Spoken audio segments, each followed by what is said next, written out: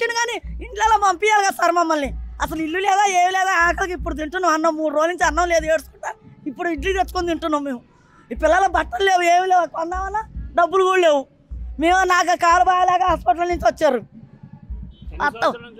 మేమే 18-16 సంవత్సరాల నుంచి ఇక్కడే ఉన్నాం సార్. అసలు ఊరే లేదు మేము వచ్చినప్పుడు.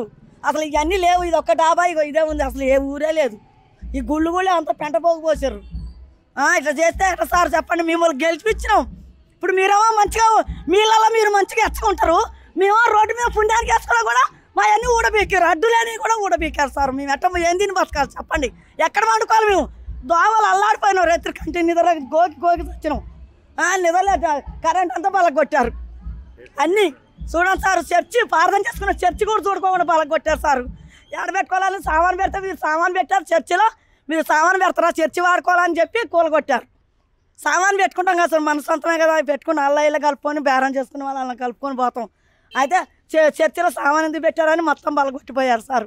మేమేం దీన్ని బతక చెప్పు, ఏముంది కట్టుకునే బట్టలు కూడా లేవు, అన్నీ పప్పు అయిపోయినాయి. చదువుకున్న వాళ్ళకి జాబ్ లేదా, ఇల్లు లేని వాళ్ళకి ఇల్లు ఇయ్యడా, కట్టి ఆడ పెట్టిండు, మరి ఇచ్చిన వాళ్ళకి ఇవ్వాలి కదా సారు. వాళ్ళు పోయి అలా ఉంటారు, నీకు అడ్డే ఉండరు, రోడ్ల మధ్య అడ్డే ఎందుకుంటారు సారు. ఇల్లు అంటే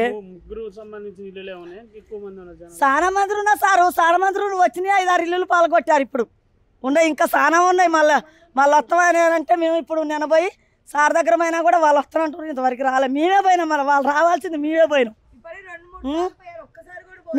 నిన్న పోతే అమ్మ సోమవారం వస్తాను అన్నాడు, సోమవారం పోయింది, అన్ని పోయినాయి. కార్పొరేటరు ఎవరు ఉండరు మరి, అదే ఆయనగా ఆయన రాలే, అసలు ఎవరు రాలే సార్, నాయకుడే రాలే, మేరమ్మ గారు కూడా రాలే. ఊరి పోయిందంట, పెళ్ళి పోయిందని చెప్పారు, ఎవ్వరు రాలే సార్. మేము ఎట్ట బతకాలి చెప్పండి. పేదవాళ్ళకు సాయం చేస్తే మీకు దేవుడు మీకు సాయం చేస్తాడు. పేదవాళ్ళ గుడిసెలు మీకేసుకుంటే మీకేం లాభం సారు. పెద్ద డాబాలే గొలగొడతారు పాపం, వాళ్ళు కోట్లు పెట్టి లక్షలు కొట్టుకున్నారు కూడా వాళ్ళ అవసరం వాళ్ళకు ఉన్నాయి.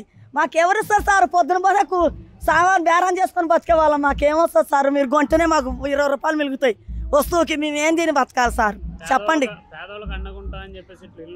ఇల్లు కూలకు పెడితే మేమేం తిని బతకాలి సార్ చెప్పండి. అడ్డు లేదు, స్తంభం ఉందా? స్తంభం యువతలే ఉంది ఇల్లు, ఆ స్తంభం ఎక్కడ ఉంది సారు? అవి ఇక్కడ ఉంది అంటే ఇక స్తంభం కానించి బస్సు పోయిద్దా చెప్పు? అట్ట గూలగొట్టారు. చెప్పండి సార్, మీరు న్యాయం చేయండి, పేదవాళ్ళకి న్యాయం చేయండి. మీరు గెలిచారు, మీరు సంపాదించుకుంటారు, పిల్లలు మంచిగా ఎచ్చగా వండుకుంటున్నారు, మరి మమ్మల్ని ఎందుకు అన్యాయం చేస్తున్నారు చెప్పండి సార్.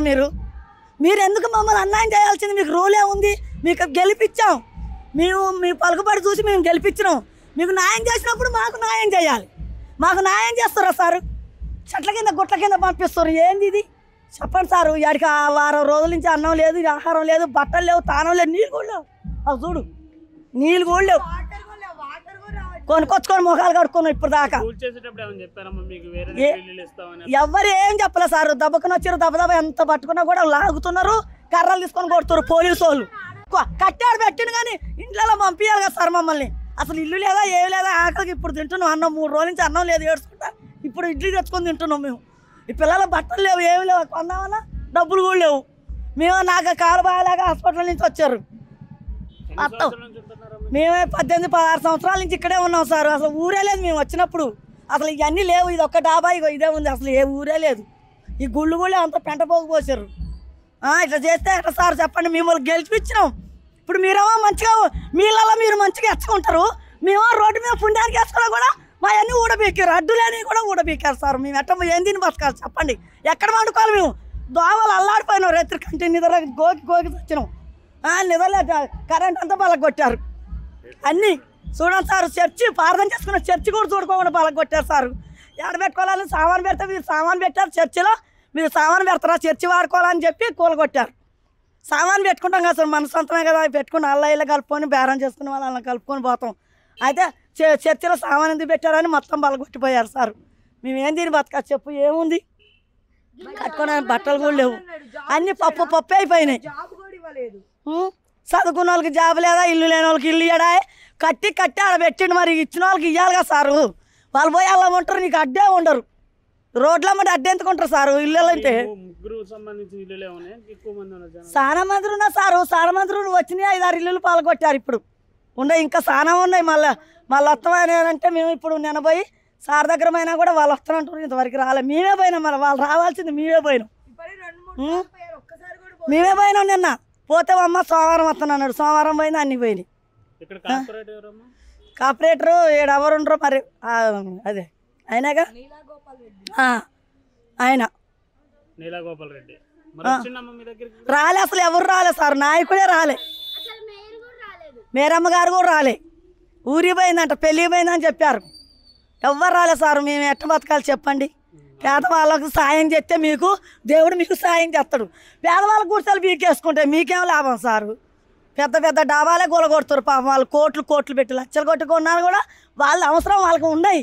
మాకెవరిస్తారు సార్? పొద్దున పోనకు సామాన్ బేరం చేసుకొని బతికే వాళ్ళం. మాకేమొస్తుంది సార్? మీరు కొంటేనే మాకు 20 రూపాయలు మిగులుతాయి వస్తువుకి. మేమేం తిని బతకాలి సార్ చెప్పండి?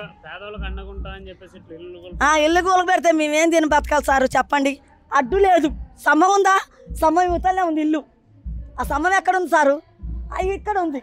అంటే ఇక సమ్మం కానించి బస్సు పోయిద్దా చెప్పు? అట్ట గూలగొట్టారు. చెప్పండి సార్, మీరు న్యాయం చేయండి, పేదవాళ్ళకి న్యాయం చేయండి. మీరు గెలిచారు, మీరు సంపాదించుకుంటారు, పిల్లలు మంచిగా ఎచ్చగా వండుకుంటున్నారు. మరి మమ్మల్ని ఎందుకు అన్యాయం చేస్తున్నారు చెప్పండి సార్? మీరు ఎందుకు మమ్మల్ని అన్యాయం చేయాల్సింది? మీకు రూలే ఉంది, మీకు గెలిపించాం. మేము మీ పలుకుబడి చూసి మేము గెలిపించినాం. మీకు న్యాయం చేసినప్పుడు మాకు న్యాయం చేయాలి. మాకు న్యాయం చేస్తారా సార్? చెట్ల కింద గుట్ల కింద పంపిస్తారు. ఏంది ఇది చెప్పండి సార్? వాడికి 1 వారం రోజుల నుంచి అన్నం లేదు, ఆహారం లేదు, బట్టలు లేవు, తానం లేదు, నీళ్ళు కూడా లేవు. అవి చూడు, నీళ్ళు కూడా లేవు. కొనుక్కొచ్చుకొని ముఖాలు కడుక్కున్నాం ఇప్పుడు దాకా. ఎవరు ఏం చెప్పలే సార్. దెబ్బకుని వచ్చారు, దెబ్బ ఎంత పట్టుకున్నా కూడా లాగుతున్నారు, కర్రలు తీసుకొని కొడుతున్నారు పోలీసు వాళ్ళు.